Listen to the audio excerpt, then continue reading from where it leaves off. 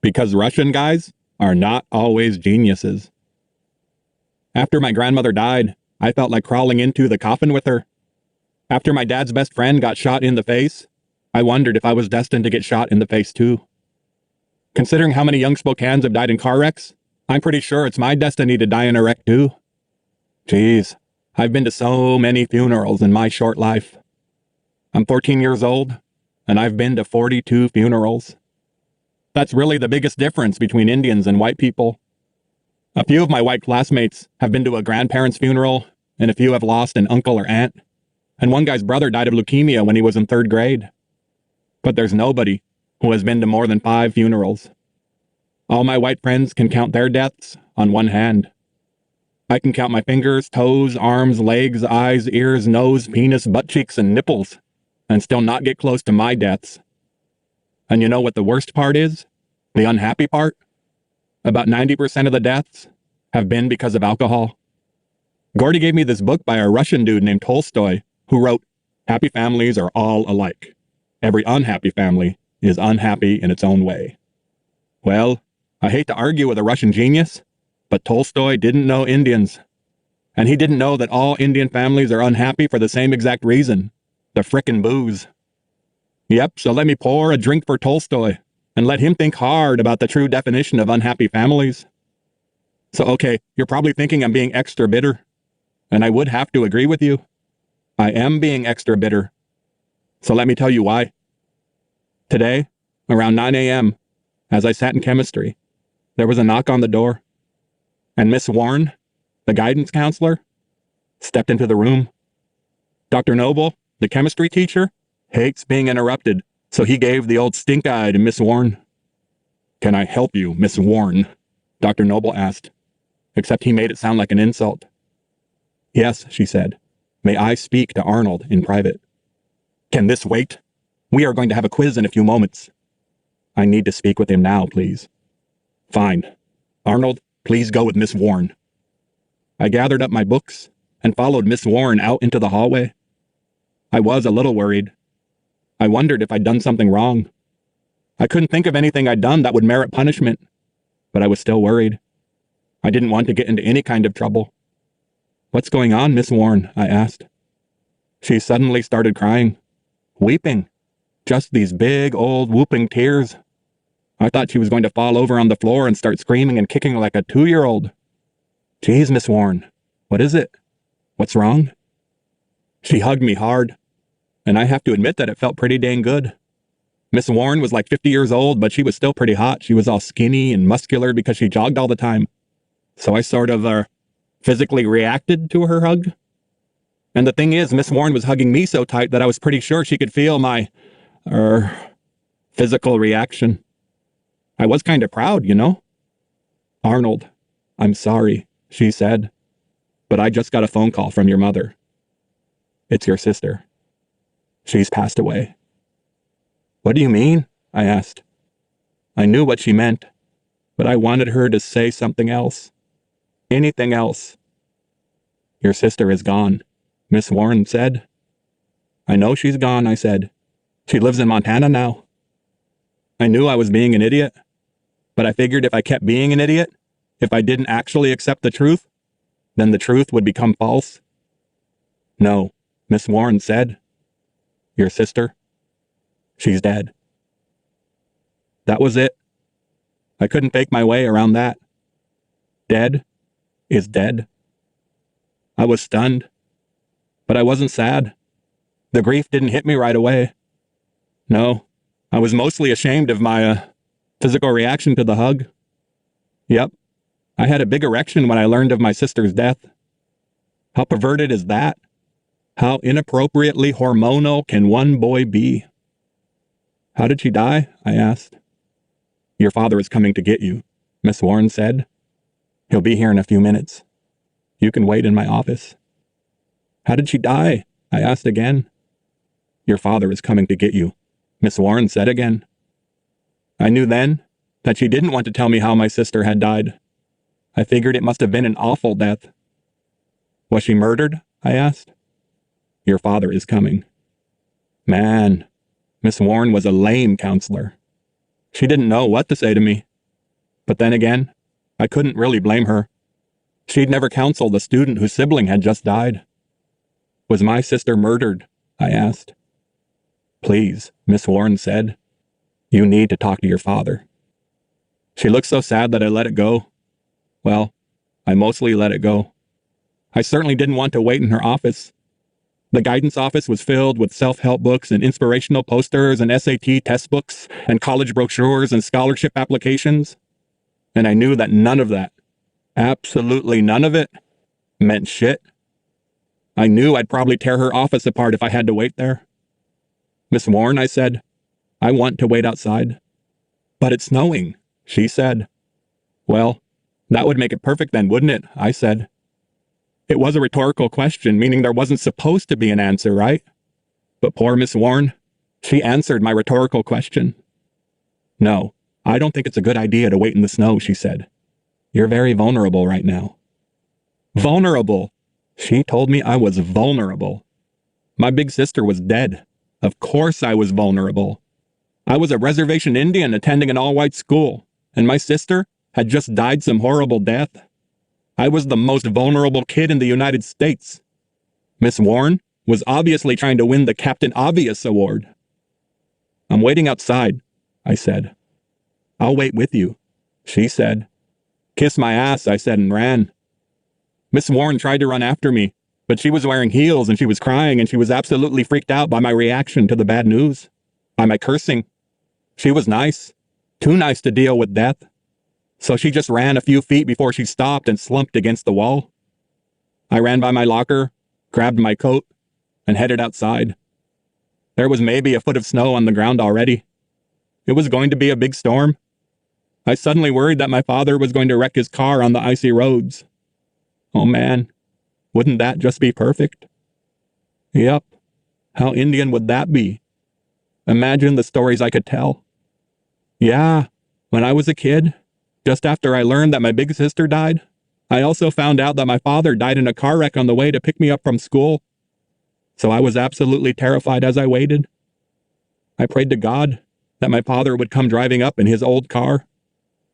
Please, God, please don't kill my daddy. Please, God, please don't kill my daddy. Please, God, please don't kill my daddy.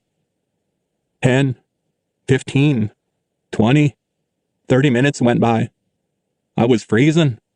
My hands and feet were big blocks of ice. Snot ran down my face. My ears were burning cold. Oh, Daddy, please. Oh, Daddy, please. Oh, Daddy, please. Oh, man, I was absolutely convinced that my father was dead, too. It had been too long. He'd driven his car off a cliff and had drowned in the Spokane River. Or he'd lost control, slid across the center line, and spun right into the path of a logging truck. Daddy, Daddy, Daddy, Daddy.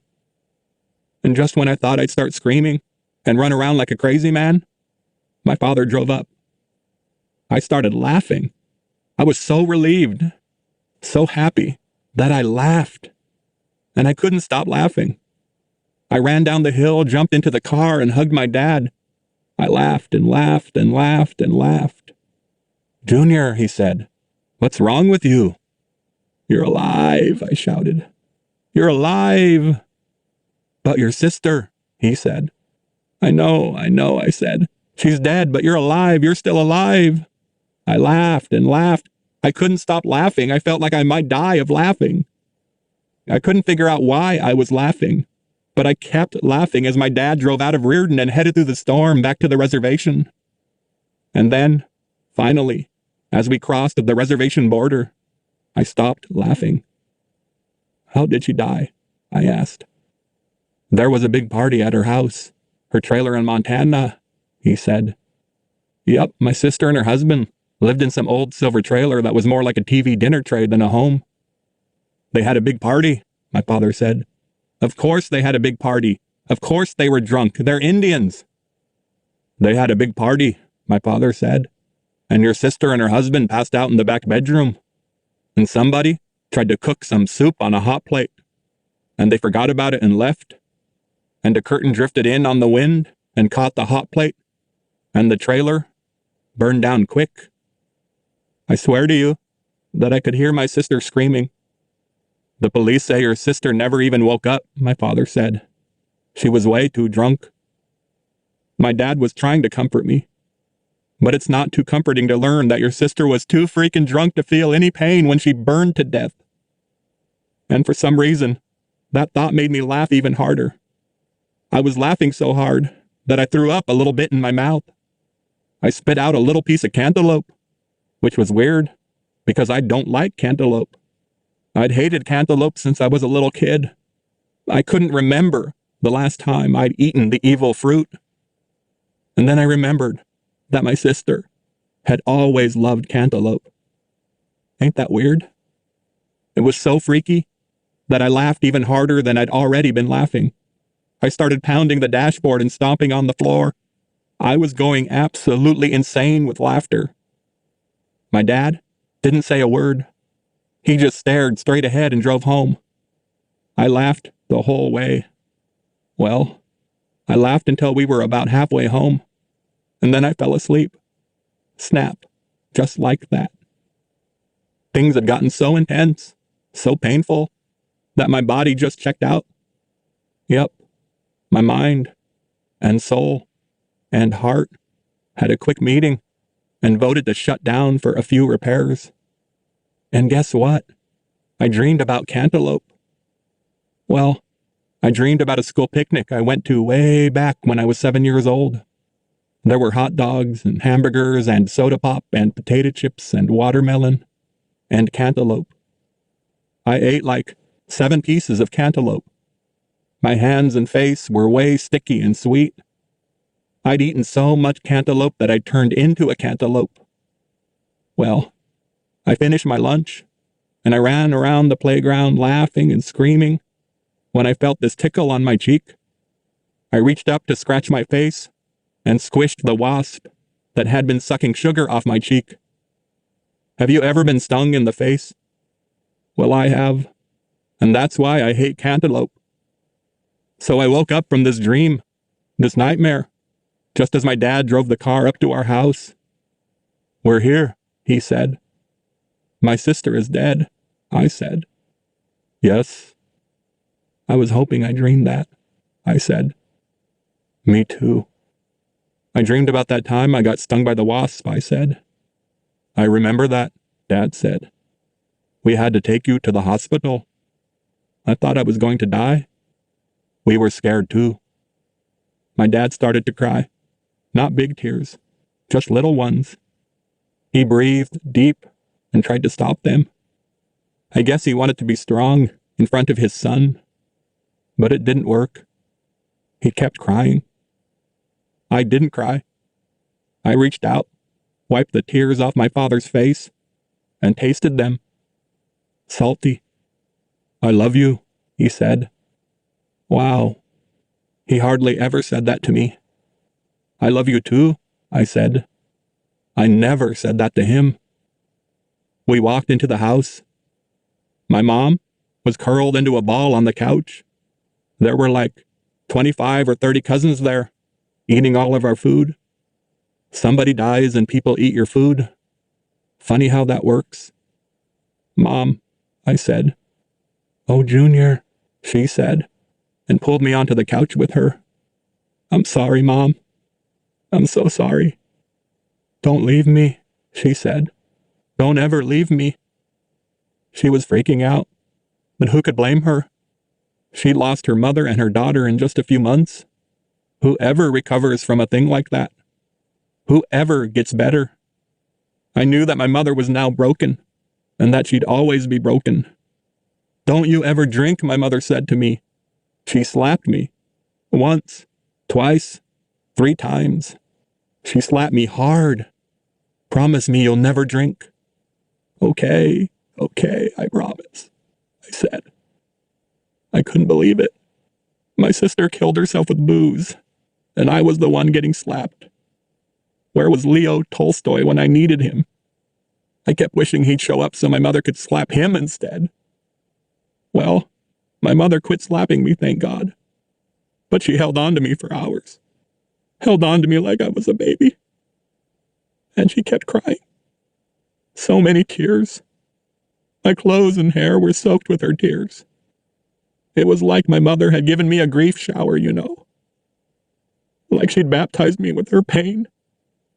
Of course, it was way too weird to watch. So all of my cousins left. My dad went in his bedroom. It was just my mother and me. Just her tears and me. But I didn't cry. I just hugged my mother back and wanted all of it to be over. I wanted to fall asleep again and dream about killer wasps. Yeah, I figured any nightmare would be better than my reality. And then it was over. My mother fell asleep and let me go. I stood and walked into the kitchen. I was way hungry, but my cousins had eaten most of our food. So all I had for dinner were saltine crackers and water. Like I was in jail. Man.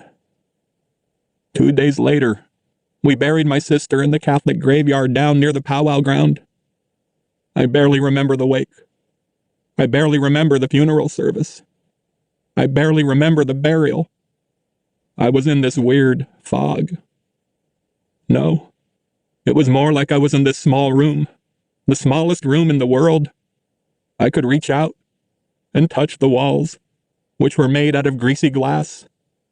I could see shadows, but I couldn't see details, you know.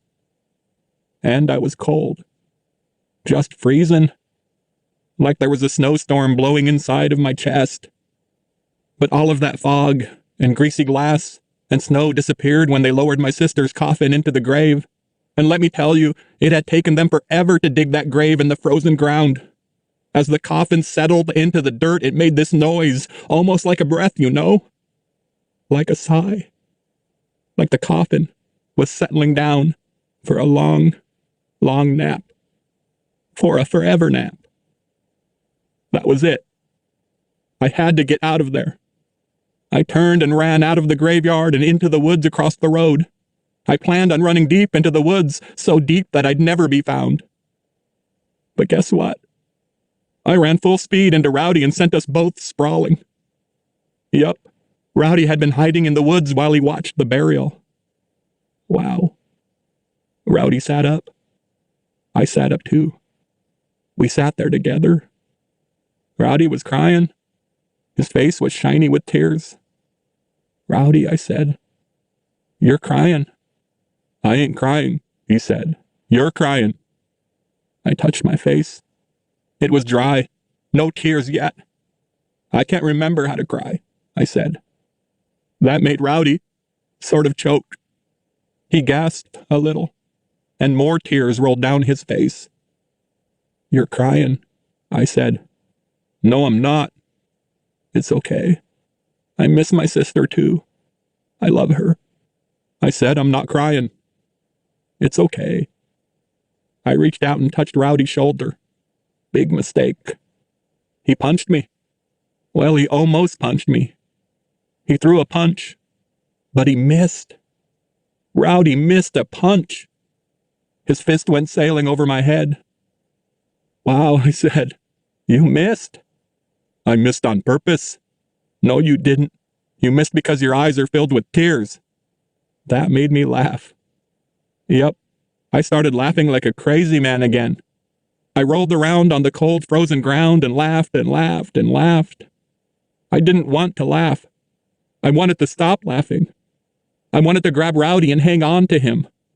He was my best friend and I needed him, but I couldn't stop laughing. I looked at Rowdy and he was crying hard now. He thought I was laughing at him. Normally, Rowdy would have absolutely murdered anybody who dared to laugh at him. But this was not a normal day. It's all your fault, he said. What's my fault? I asked. Your sister is dead because you left us. You killed her. That made me stop laughing. I suddenly felt like I might never laugh again. Rowdy was right. I had killed my sister. Well, I didn't kill her. But she only got married so quickly and left the res because I had left the res first. She was only living in Montana in a cheap trailer house because I had gone to school in Reardon. She had burned to death because I had decided that I wanted to spend my life with white people. It was all my fault. I hate you, Rowdy screamed. I hate you. I hate you. And then he jumped up and ran away. Rowdy ran. He'd never run away from anything or anybody. And now he was running. I watched him disappear into the woods. I wondered if I'd ever see him again. The next morning, I went to school. I didn't know what else to do. I didn't want to sit at home all day and talk to a million cousins. I knew my mother would be cooking food for everybody and that my father would be hiding out in his bedroom again. I knew everybody would tell stories about Mary. And the whole time, I'd be thinking, yeah, but have you ever heard the story about how I killed my sister when I left the res? And the whole time, everybody would be drinking booze and getting drunk and stupid and sad and mean. Yeah, doesn't that make sense? How do we honor the drunken death of a young married couple? Hey, let's get drunk. Okay, listen. I'm not a cruel bastard, okay? I know that people were very sad. I knew that my sister's death made everybody remember all the deaths in their life. I know that death is never added to death. It multiplies. But still, I couldn't stay and watch all those people get drunk. I couldn't do it. If you'd given me a room full of sober Indians crying and laughing and telling stories about my sister, then I would have gladly stayed and joined them in the ceremony. But everybody was drunk. Everybody was unhappy. And they were drunk and unhappy in the same exact way. So I fled my house and went to school. I walked through the snow for a few miles until a white BIA worker picked me up and delivered me to the front door. I walked inside, into the crowded hallways, and all sorts of boys and girls and teachers came up and hugged me and slapped my shoulder and gave me little punches in the belly. They were worried for me. They wanted to help me with my pain. I was important to them. I mattered. Wow. All of these white kids and teachers, who were so suspicious of me when I first arrived, had learned to care about me. Maybe some of them even loved me. And I'd been so suspicious of them, and now I care about a lot of them, and loved a few of them. Penelope came up to me last. She was weeping. Snot ran down her face, and it was still sort of sexy. "I'm so sorry about your sister," she said.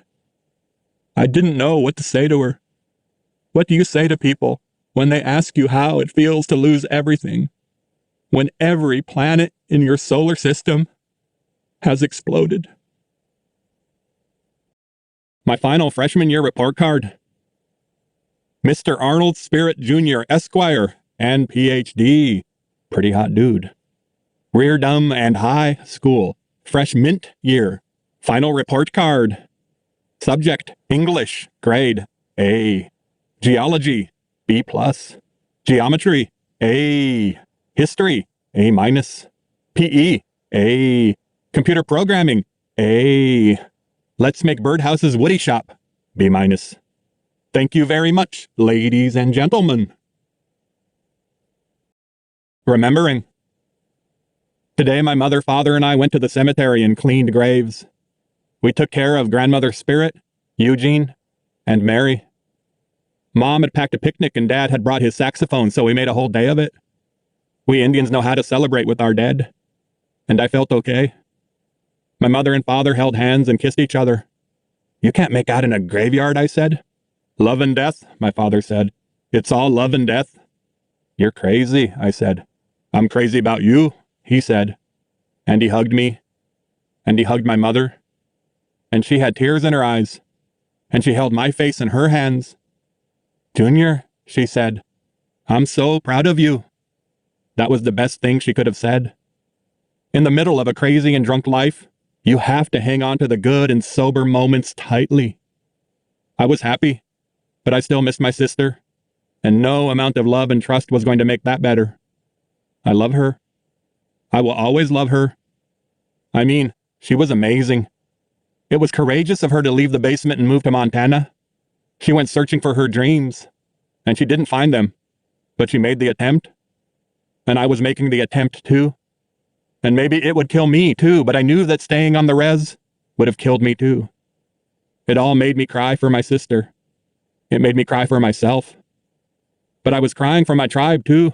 I was crying because I knew 5 or 10 or 15 more Spokanes would die during the next year, and that most of them would die because of booze. I cried because so many of my fellow tribal members were slowly killing themselves, and I wanted them to live.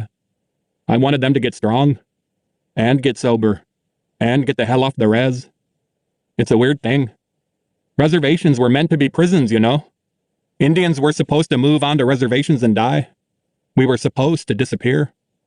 But somehow or another, Indians have forgotten that reservations were meant to be death camps. I wept because I was the only one who was brave and crazy enough to leave the res. I was the only one with enough arrogance. I wept and wept and wept because I knew that I was never going to drink, and because I was never going to kill myself, and because I was going to have a better life out in the white world.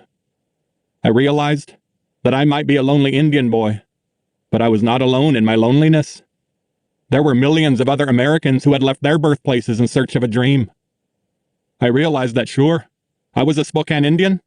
I belonged to that tribe, but I also belonged to the tribe of American immigrants, and to the tribe of basketball players, and to the tribe of bookworms, and the tribe of cartoonists, and the tribe of chronic masturbators, and the tribe of teenage boys, and the tribe of small-town kids, and the tribe of Pacific Northwesterners, and the tribe of tortilla chips and salsa lovers, and the tribe of poverty, and the tribe of funeral goers, and the tribe of beloved sons, and the tribe of boys who really missed their best friends.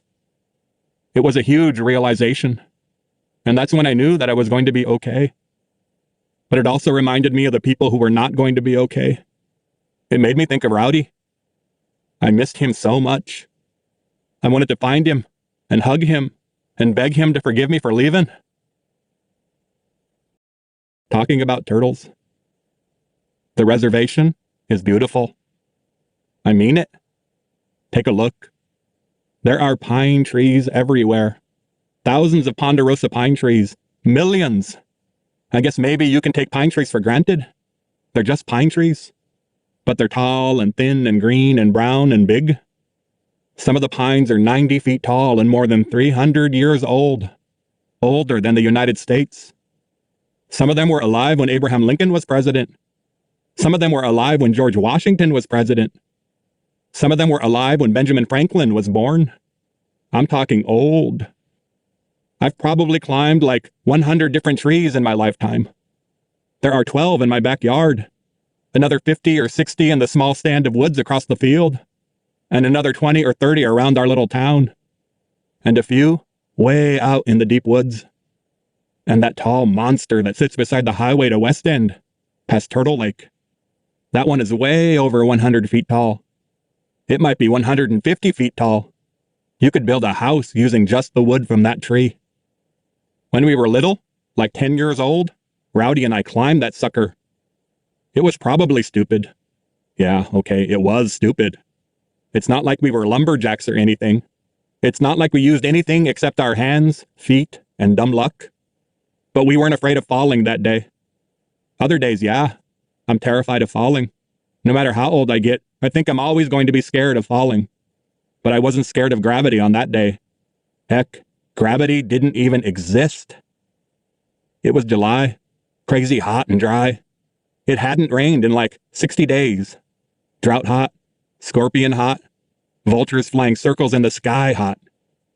Mostly, Rowdy and I just sat in my basement room, which was maybe 5 degrees cooler than the rest of the house, and read books and watched TV and played video games. Mostly, Rowdy and I just sat still and dreamed about air conditioning. When I get rich and famous, Rowdy said, I'm going to have a house that has an air conditioner in every room. Sears has those big air conditioners that can cool a whole house, I said. Just one machine? Rowdy asked. Yeah, you put it outside and you connect it through the air vents and stuff. Wow, how much does that cost? Like a few $1,000, I think. I'll never have that much money. You will when you play in the NBA. Yeah, but I'll probably have to play pro basketball in like Sweden or Norway or Russia or something, and I won't need air conditioning. I'll probably live in like an igloo and own reindeer or something. You're going to play for Seattle, man. Yeah, right. Rowdy didn't believe in himself. Not much. So I tried to pump him up. You're the toughest kid on the res, I said. I know, he said. You're the fastest, the strongest, and the most handsome, too. If I had a dog with a face like yours, I'd shave its ass and teach it to walk backwards. I once had a zit that looked like you. Then I popped it, and then it looked even more like you. This one time, I ate like 3 hot dogs and a bowl of clam chowder, and then I got diarrhea all over the floor, and it looked like you. And then you ate it, Rowdy said. We laughed ourselves silly. We laughed ourselves sweaty. Don't make me laugh, I said. It's too hot to laugh. It's too hot to sit in this house. Let's go swimming. Where? Turtle Lake. Okay, I said. But I was scared of Turtle Lake. It was a small body of water, maybe only a mile around, maybe less. But it was deep. Crazy deep. Nobody has ever been to the bottom. I'm not a very good swimmer, so I was always afraid I'd sink and drown, and they'd never, ever find my body. One year, these scientists came with a mini submarine and tried to find the bottom, but the lake was so silty and muddy that they couldn't see. And the nearby uranium mine made their radar sonar machines go nuts, so they couldn't see that way either. So they never made it to the bottom. The lake is round, perfectly round, so the scientists said it was probably an ancient and dormant volcano crater. Yeah, a volcano on the res. The lake was so deep because the volcano crater and tunnels and lava chutes and all that plumbing went all the way down to the center of the earth. That lake was like forever deep. There were all sorts of myths and legends surrounding the lake. I mean, we're Indians, and we like to make up shit about lakes, you know.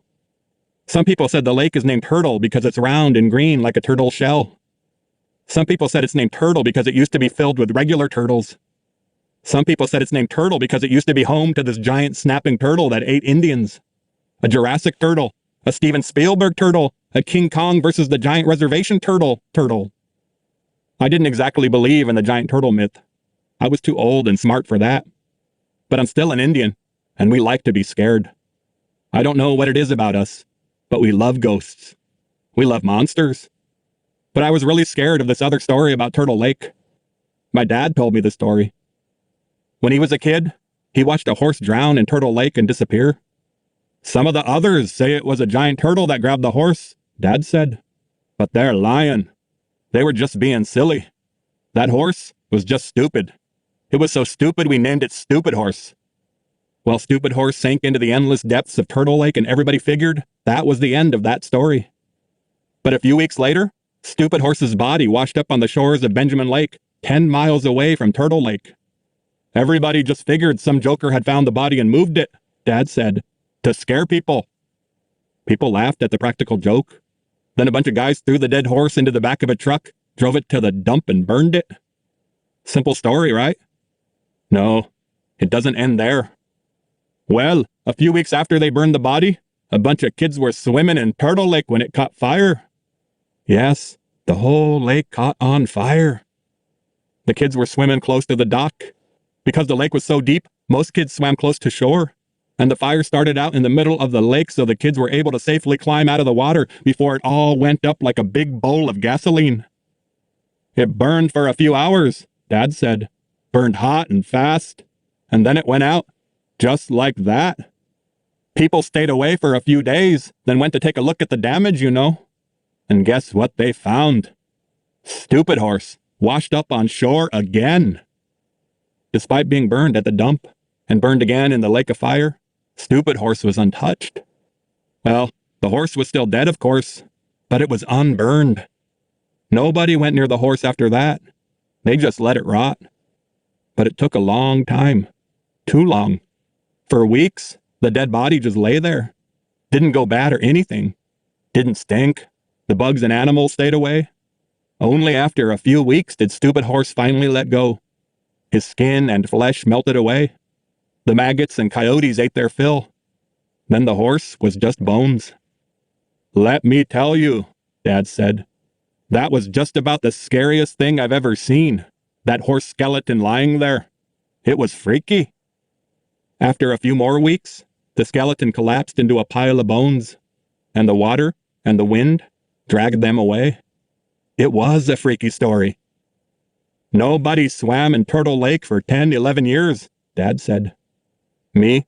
I don't think anybody should be swimming in there now. But people forget. They forget good things, and they forget bad things. They forget that lakes can catch on fire. They forget that dead horses can magically vanish and reappear. I mean, geez, we Indians are just weird. So anyway, on that hot summer day, Rowdy and I walked the 5 miles from my house to Turtle Lake. All the way, I thought about fire and horses. But I wasn't going to tell Rowdy about that. He would have just called me a wuss or a pussy. He would have just said it was kid stuff. He would have just said it was a hot day that needed a cold lake. As we walked, I saw that monster pine tree ahead of us. It was so tall and green and beautiful. It was the only reservation skyscraper, you know. I love that tree, I said. That's because you're a tree fag, Rowdy said. I'm not a tree fag, I said. Then how come you like to stick your dick inside knotholes? I stick my dick in the girl trees, I said. Rowdy laughed his ha-ha, he-he avalanche laugh. I loved to make him laugh. I was the only one who knew how to make him laugh.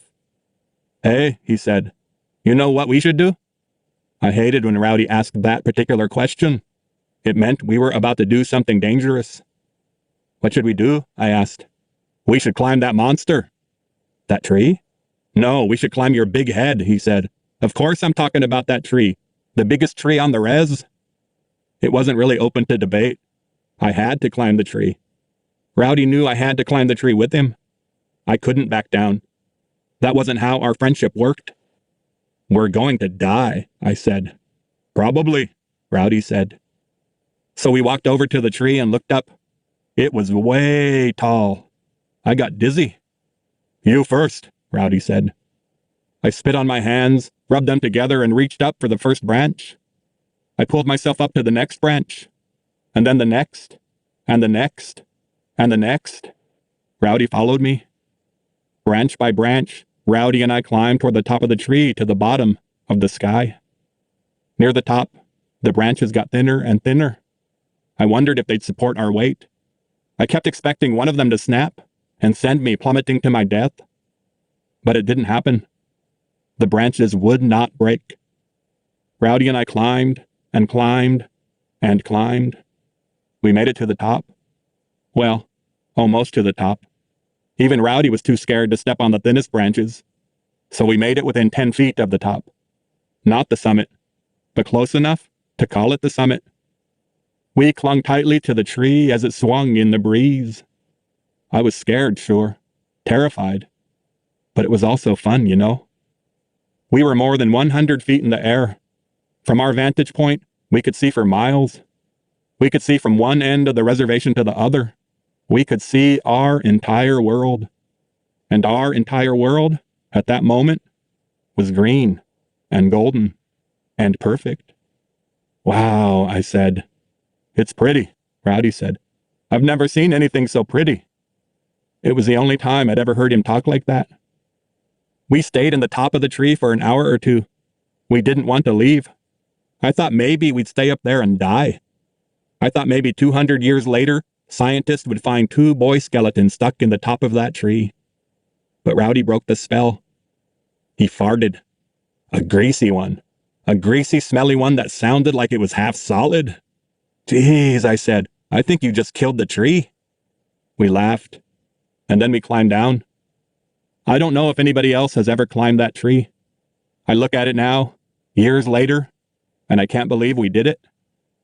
And I can't believe I survived my first year at Reardon.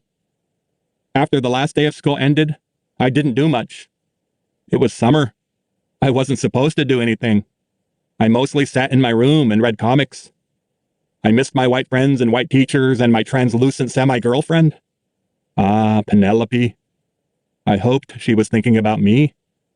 I'd already written her 3 love letters. I hoped she'd write me back. Gordy wanted to come to the res and stay with us for a week or 2. How crazy was that? And Roger, heading to Eastern Washington University on a football scholarship, had willed his basketball uniform to me. You're going to be a star, he said. I felt hopeful and silly about the future. And then yesterday, I was sitting in the living room watching some nature show about honeybees when there was a knock on the door. Come in, I shouted. And Rowdy walked inside. Wow, I said. Yeah, he said. We'd always been such scintillating conversationalists. What are you doing here? I asked. I'm bored, he said. The last time I saw you, you tried to punch me, I said. I missed. I thought you were going to break my nose. I wanted to break your nose. You know, I said, it's probably not the best thing in the world to do, punching a hydro in the skull. Ah, shoot, he said. I couldn't give you any more brain damage than you already got. And besides, didn't I give you 1 concussion already? Yep, and 3 stitches in my forehead. Hey man, I had nothing to do with those stitches. I only do concussions. I laughed. He laughed. I thought you hated me, I said. I do, he said. But I'm bored. So what? So you want to maybe shoot some hoops? For a second, I thought about saying no. I thought about telling him to bite my ass. I thought about making him apologize. But I couldn't. He was never going to change. Let's go, I said. We walked over to the courts behind the high school. 2 old hoops with chain nets. We just shot lazy jumpers for a few minutes. We didn't talk. Didn't need to talk. We were basketball twins. Of course, Rowdy got hot, hit 15 or 20 in a row, and I rebounded and kept passing the ball to him. Then I got hot, hit 21 in a row, and Rowdy rebounded for me. You want to go one-on-one? Rowdy asked. Yeah. You've never beaten me one-on-one, he said. You pussy. Yeah, that's going to change. Not today, he said. Maybe not today, I said, but someday. Your ball, he said, and passed it to me. I spun the rock in my hands. Where are you going to school next year? I asked. Where do you think, dumbass? Right here, where I've always been. You could come to Reardon with me. You already asked me that once. Yeah, but I asked you a long time ago, before everything happened, before we knew stuff. So I'm asking you again, come to Reardon with me? Rowdy breathed deeply. For a second, I thought he was going to cry. Really, I expected him to cry, but he didn't. You know, I was reading this book, he said. Wow, you were reading a book? I said, mock surprised. Eat me, he said. We laughed. So anyway, he said, I was reading this book about old-time Indians, about how we used to be nomadic. Yeah, I said. So I looked up nomadic in the dictionary, and it means people who move around, who keep moving, in search of food and water and grazing land. That sounds about right.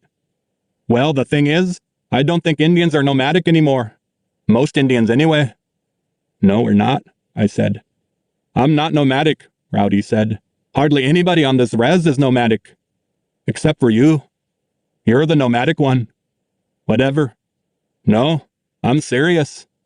I always knew you were going to leave. I always knew you were going to leave us behind and travel the world. I had this dream about you a few months ago. You were standing on the Great Wall of China. You looked happy, and I was happy for you. Rowdy didn't cry, but I did. You're an old-time nomad, Rowdy said. You're going to keep moving all over the world in search of food and water and grazing land. That's pretty cool. I could barely talk. Thank you, I said. Yeah, Rowdy said. Just make sure you send me postcards, you asshole. From everywhere, I said. I would always love Rowdy. And I would always miss him, too. Just as I would always love and miss my grandmother, my big sister, and Eugene. Just as I would always love and miss my reservation and my tribe. I hoped and prayed that they would someday forgive me for leaving them. I hoped and prayed that I would someday forgive myself for leaving them. Ah, man, Rowdy said. Stop crying. Will we still know each other when we're old men? I asked. Who knows anything? Rowdy asked. Then he threw me the ball. Now quit your blubbering, he said, and play ball. I wiped my tears away, dribbled once, twice, and pulled up for a jumper. Rowdy and I played one-on-one for hours. We played until dark. We played until the street lights lit up the court. We played until the bats swooped down at our heads. We played until the moon was huge and golden and perfect in the dark sky. We didn't keep score.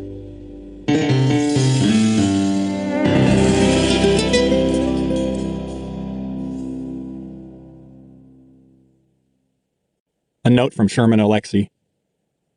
Okay, so you just finished listening